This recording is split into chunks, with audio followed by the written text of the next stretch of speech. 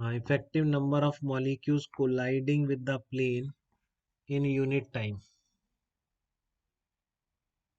ये कैसे निकालें? देखो, इसके लिए आप क्या करेंगे, एन डैश इक्वल्स टू, आपने जो N A into V X निकाला था उसका क्या कर देंगे, 1/2 कर देंगे। ठीक है, तो इसलिए बोलेंगे hence rate of change of momentum of gas molecules, hence change of momentum rate of change of momentum of gas molecules, ये किसके बराबर हो जाएगा आपका? तो ये आपका dp बाई dt कर दूं, ये आपका फोर्स हो जाएगा, तो dp by dt।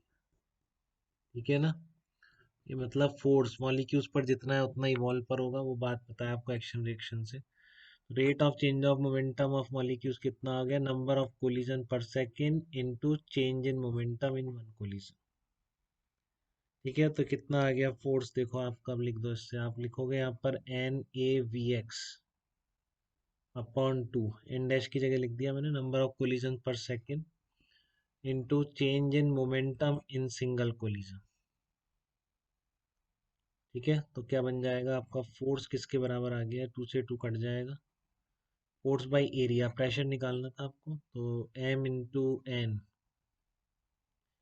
Into V X square, इसके बराबर आ जाएगा। तो ये प्रेशर हो गया आपका अभी, तो M into N V X square. ध्यान रखेंगे एम एन एन की मीनिंग, एन वहाँ पे लिखा कि नहीं, number of molecules in unit volume, लिख दिया number of molecules in unit volume, small N is the number of molecules in unit volume. ठीक है, तो ये बात है आपका कि प्रेशर कितना आएगा, M N into V X square आएगा, बट अब इसको हमको एक सिंगल मॉलिक्यूल का मास है, ये number of molecules per unit volume है, इसको वी एक्स स्क्वायर को हमको और एनालिसिस करना पड़ेगा। ठीक है, तो सारे मॉलिक्यूल्स की स्पीड आइडेंटिकल नहीं है, तो बेटर है कि मैं यहाँ पर वी एक्स स्क्वायर की एवरेज वैल्यू यूज करूँ। ठीक है, तो यहाँ पर मैं क्या कर दूंगा, ऑल मॉलिक्यूलर स्पीड में not be identical, so replacing all molecular speed में नॉट बी आइडेंटिकल, तो इसलिए हम क्या यूज कर रहे हैं,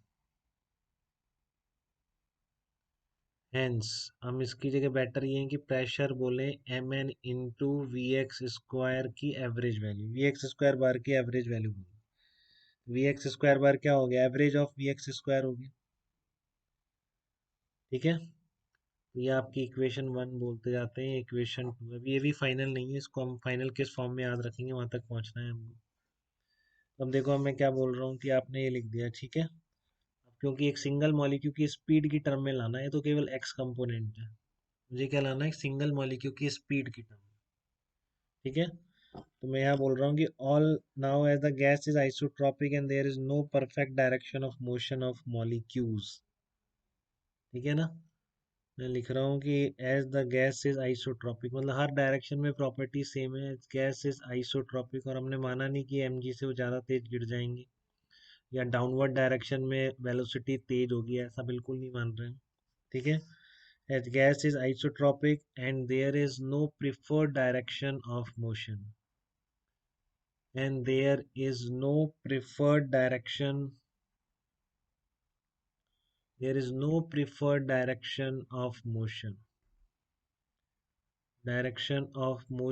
molecules, no preferred direction of motion of molecules। ठीक है, इन द कंटेनर, कंटेनर में कोई ऐसा नहीं है कि वो प्रिफर्ड डायरेक्शन ऑफ मोशन।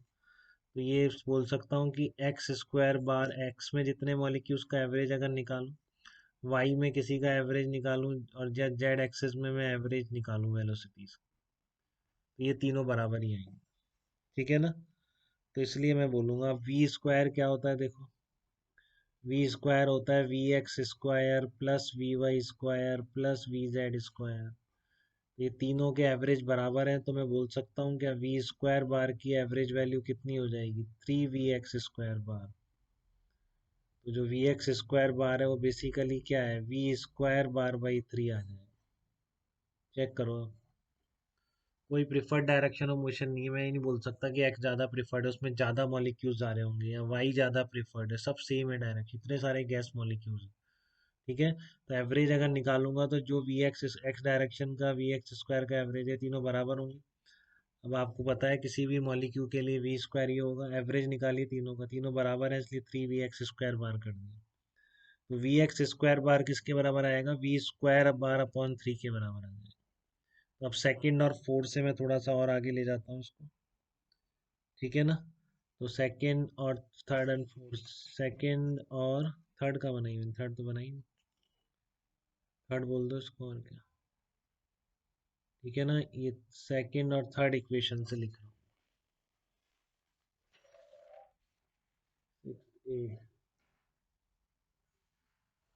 देखिए सेकंड और थर्ड इक्वेशन से,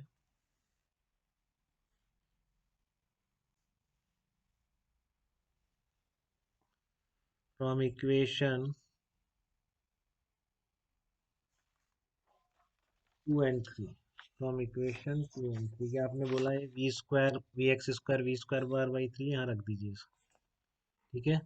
तो ये प्रेशर कितना आ जाएगा आपका, m into N V square by 3 आ जाएगा। ठीक है। इन दोनों इक्वेशन से, सेकंड थी आपकी वी एक्स स्क्वायर बार, यहाँ से आपने निकाला, इसको उठा के रख दो यहाँ पे। तो प्रेशर कितना आ गया आपका, M N V square bar by 3 आ गया। ठीक है ना। अब m इंटू एन क्या बन गया, बता सकते हो, m इंटू एन क्या बन गया, बता सकता है कोई, m इंटू एन क्या है, ये number of molecules in unit volume है, ये मास ऑफ सिंगल वॉल्यूम है, मास ऑफ सिंगल मॉलिक्यूल। तो मैं बोल सकता हूँ कि ये मास ऑफ यूनिट वॉल्यूम हो गया क्या, mass of gas in unit volume, mass of gas in unit volume. इसको मैं डेंसिटी बोल सकता हूँ क्या बेटा, डेंसिटी ऑफ गैस, बोलिए। इसको मैं डेंसिटी ऑफ गैस लिख सकता हूँ क्या, एम एन क्या हो गया आपका, mass of gas in unit volume, तो ये क्या बन जाएगी, डेंसिटी बन जाएगी। ठीक है।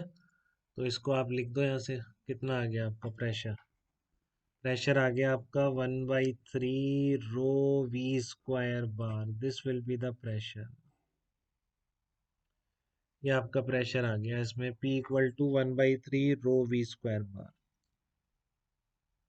देखो दिक्कत तो नहीं, ये आपको याद रखना है। ठीक है ना।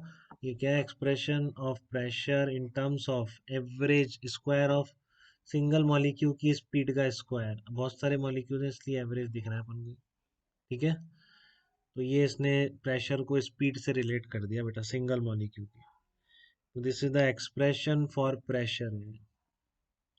ठीक है ना, expression of pressure exerted by an ideal gas, expression of pressure exerted by an ideal gas। तो डेरिवेशन एक बार देख लेंगे, अच्छी तरह यूज हो सकता है किस तरीके से की, रटना नहीं है, समझना है चीज़ें। ठीक है ना। ये करवाएगा एग्जैक्टली exactly आपसे कोई नहीं, बट ऐसा कुछ बन जाए तो आपको आइडिया लगना चाहिए।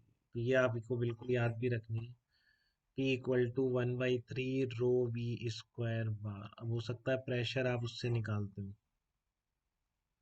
ठीक है ना, ये आपको बिल्कुल याद रखनी, प्रेशर हो सकता है आप आइडियल गैस इक्वेशन से निकाल लें, फिर एवरेज का स्क्वायर डायरेक्टली इससे निकाल लें, डेंसिटी गिवन वो कुछ भी करें। ठीक है। तो अब मैं आगे बढ़ रहा हूँ, पहले यहाँ तक बताइए, किसी को दिक्कत तो नहीं।